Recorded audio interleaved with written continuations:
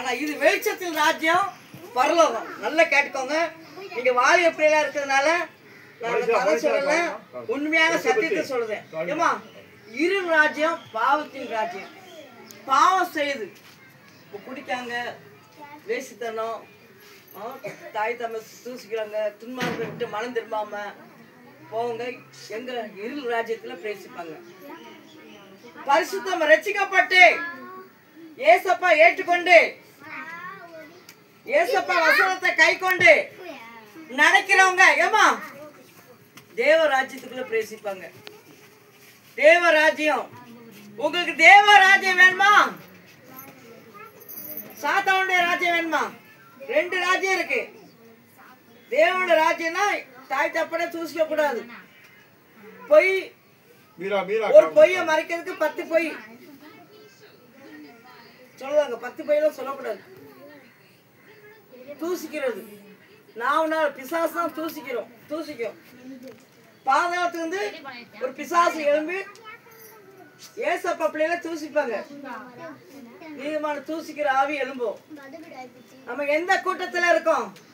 ஏசப்பா கூட்டத்து வெளிச்சத்தின் பிள்ளையா இருக்கோமா, இருள சாத்தானுடைய பிள்ளையா இருக்குமா?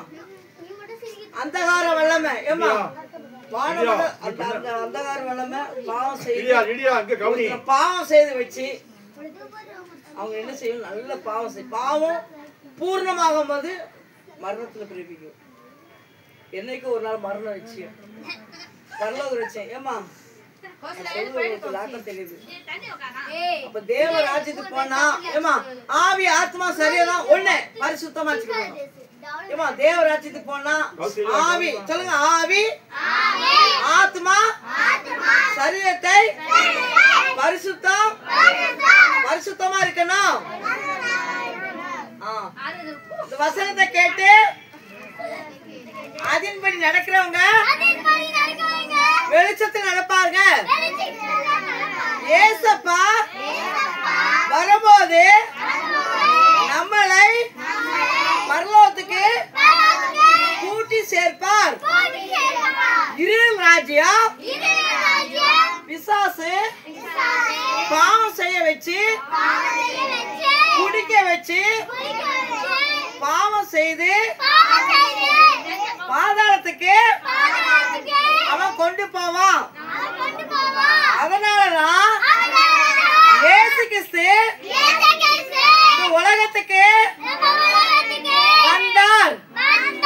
நம்மளை ரட்சிக்கும்படியாக வந்தார்.